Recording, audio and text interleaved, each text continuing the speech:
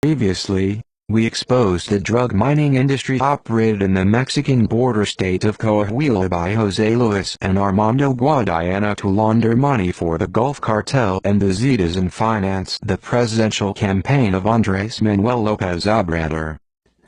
Today, we will deliver further information retrieved from the affidavit of Juan Francisco Sáenz Tamez, Comandante Panos, where he reveals how important Mexican politicians are involved in the drug mines, offering political protection and preventing Mexican agencies from investigating them out.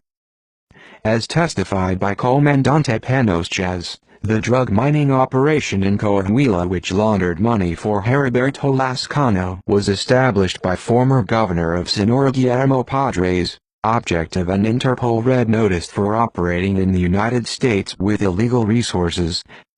While his party held the presidency in 2012, Guillermo Padrés created PRODEREM, a mining promoter formed by local entrepreneurs related to his party. PRODEREM's supposed objective was to provide liaison between the miners and the Federal Commission of Electricity, but what it really was a vehicle so that Guillermo Padrés could launder money through carbon mining, the same way the Gulf Cartel had operated for years. For this operation, Padrés recruited brothers Jose Luis and Armando Guadiana Tijerina, who had operated for the cartel and the Zetas for years. To avoid being associated directly with the cartel, Padrés asked for the intervention of two party members related to the narcos, Senator Luis Fernando Salazar and now gubernatorial candidate Guillermo Anaya Llamas, with whom he had collaborated when he illegally financed Anaya's past gubernatorial candidacy in 2011, as is evidenced in a call between Luis Fernando Salazar, Anaya's then campaign manager, and Padrés' Treasury Undersecretary, where they discussed the details of such financing. Bueno, habla Luis Fernando. ¿Quién habla? Habla Gerardo Encinas de aquí de Sonora. ¿Qué onda, Gerardo? ¿Cómo estás? Nomás que hablo, mira, yo soy su secretario aquí en la tienda. Sí, te dijo Adrián que me ibas a hablar. Bueno, te va a hablar la persona de la empresa. Ahorita, pero ya tiene línea ahí para como le hemos dicho en otras partes, tú le pides ahí más o menos algo que ocupes, lógicamente, ahí te voy a decir qué es, y entrega que lo hacemos y te lo enviamos. Muchas gracias. Pero que te va a hablar se llama Alejandro. Órale, ahorita yo lo atiendo y me va a marcar ahorita, y ya después vende sus correos para mandar diseños y todo por correo mucho más fácil. Ahorita mismo me coordino con el Alejandro, ¿verdad? Gracias, saludos a todos, gracias.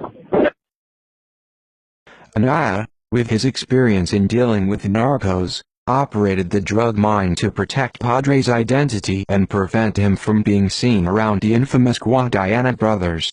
While Guillermo Anaya ran the drug mines, entrepreneur Rodrigo Humberto Tapia, paid by politicians Luis Fernando Salazar and Guillermo Anaya, as witnessed by his wife, received bags full of money from Guillermo Anaya to pay off newspapers, namely one Zocalo to Saltillo, to publish articles in favor of the Zetas' interests, while as a protected witness give fake leads to the ICE, Homeland Security, and the FBI, and so protect Padrés and Anaya's business and divert attention away from the operation while they eliminated the competition.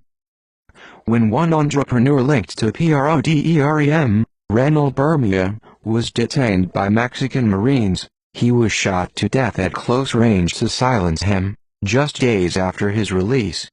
The murder case went unresolved due to the intervention of Guillermo Anaya and then President Felipe Calderón. After Bermia's assassination, PRODEREM was quickly shut down to prevent further investigation. But Guillermo Anaya's ties with the drug lords goes beyond business. Gubernatorial candidate Guillermo Anaya's sister Elsa Maria was married at that time to Adolfo Hernan Villarreal Barragan, brother of Sergio Villarreal, El Grande, notorious drug lord who operated for the Beltran Leyva cartel.